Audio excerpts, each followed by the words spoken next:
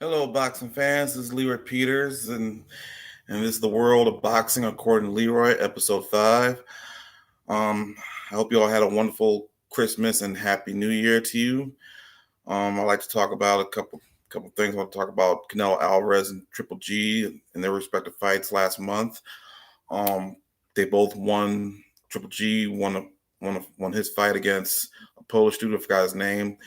He knocked him out in the 7th round, and Canelo Alvarez the day later fought and defeated Liam Smith by a 12-round unanimous decision in a pretty good fight. I was very impressed with Canelo's performance.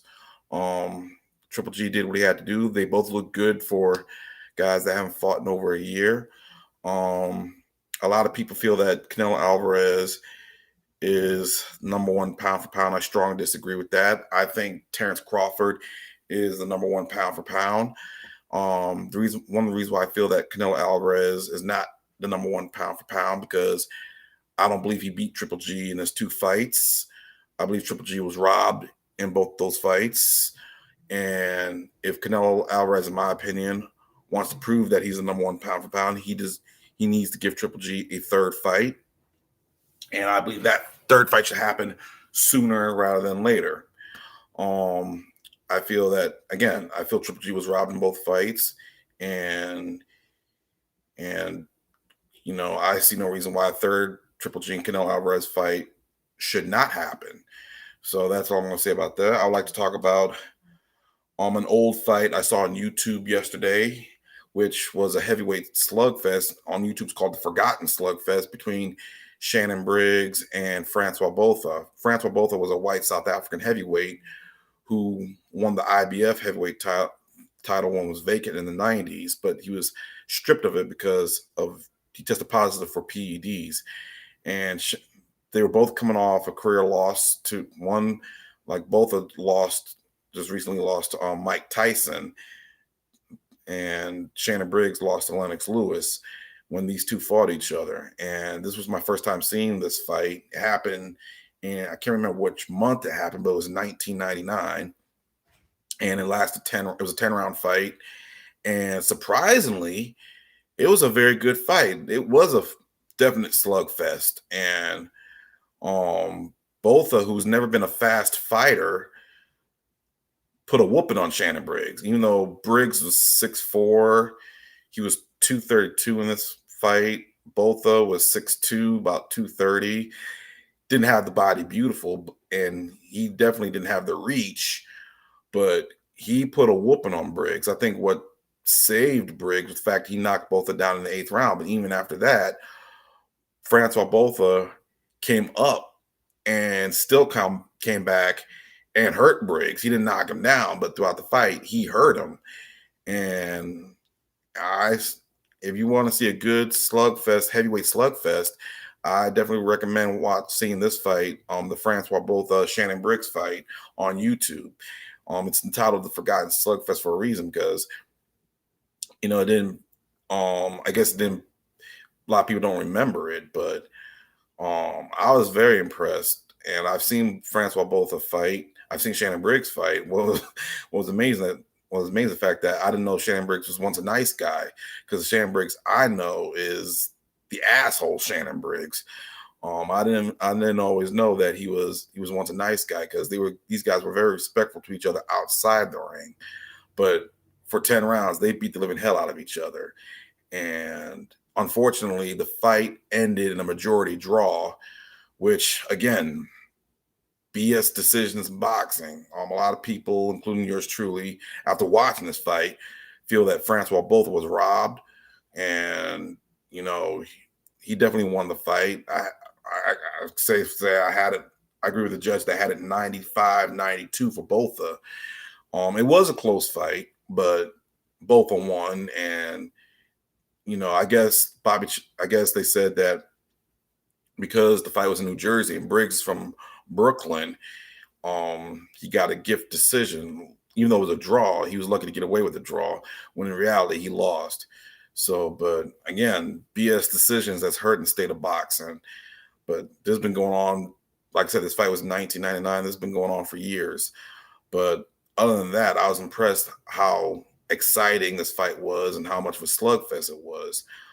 Um, Also, around the rumor mill that Anthony Joshua's people are going to ask Alexander Usyk to step aside so he can fight Tyson Fury to unify all four heavyweight titles.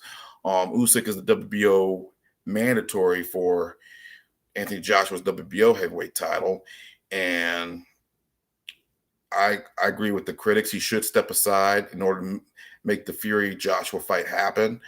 Because we've never had a unified four belt heavyweight champion. Whoever whoever wins this fight will be the four belt undisputed heavyweight champion. That's if Usyk decides to step aside. I pray he does, because in my opinion, honestly, Usyk has no business being at heavyweight. That's just I've been meaning to talk about this for a while. Alexander Usyk, he was great cruiserweight, first four belt undisputed cruiserweight champion, but he needs to go back to cruiserweight because he's fought twice at heavyweight, and in both of his fights, I was unimpressed. It was against Chaz Witherspoon and Derek Chisora, and none of them were impressive. I mean, he's like 6'3", and at maximum he weighs about 220. He would get killed against Joshua. Joshua would annihilate him. Fury would dance in circles around him, then knock him out. And don't get me started what Deontay Wilder or Luis Ortiz would do to Usyk if they ever met in the ring. So Usyk should not just step aside to make allow for the Joshua Fury fight to happen, but he should forget about trying to go for the heavyweight title. He should go back to cruiserweight, because he's not gonna last long at heavyweight. Also, I haven't heard anything about what's going on with Terrence Crawford and Bob Arum, but Terrence Crawford should leave Bob Arum because he's being underappreciated by Bob Arum. And if he has any chance of wanting to unify the welterweight division, then maybe he should go to Al Heyman, and that might increase his chance of fighting Errol Spence or Manny Pacquiao. Either way, it'll be a win-win situation for him, because obviously Bob Arum does not appreciate Terrence Crawford. On bad news, it was supposed to be an upcoming fight January 30th. The WBC undefeated IBF WBC and lineal light heavyweight champion Artur Beterbiev was supposed to fight on the 30th of January. Unfortunately, he tested positive for COVID, so that fight's been postponed. I'm praying that this COVID thing gets under control. It's sad, but hopefully I pray that Beterbiev gets better and makes a quick recovery, because he's going to be 36 this month, and he's not no spring chicken. He's still in his prime, but he's no spring chicken. Also, next month, February 13th, Joe Smith Jr.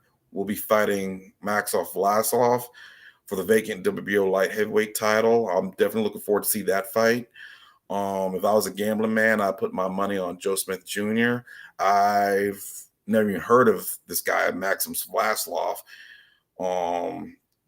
Never seen him fight, but he seems to have a good record. So hopefully Joe Smith Jr. won't take this guy lightly. And my boy Sergey Kovalev is coming back on the 30th of January. I'm definitely looking forward to see that fight. That fight's going to be on DAZN. He's fighting a no name. I can't pronounce the guy's name, but it's good to see Kovalev back. Hopefully he can make some noise again in the light heavyweight division. Congratulations to Vladimir Klitschko on joining his brother to be inducted in the Hall of Fame. Also, congratulations to, well, I don't know if I want to congratulate Andre Ward for getting inducted in the Hall of Fame, because I don't think he beat Kovalev. So that's why, I lost respect for Andre Ward, because he didn't beat Kovalev in the first fight, and he cheated in the second fight. Those were not body shots. Those were low blows. And he had a corrupt referee to basically screw Kovalev over. So for that reason alone, I don't believe Andre Ward deserves to be in the Hall of Fame. unless he decides to give Kovalev a third fight, come back and give Kovalev a third fight. So I'm very bitter about that. But other than that, that's all I got for the news in boxing. Again, Happy New Year. I hope everyone had a wonderful Christmas. Please continue to wear your masks, be safe, and I'll have another video for you next week. This is LeRoy Peters with the World of Boxing according to LeRoy. Take care and God bless.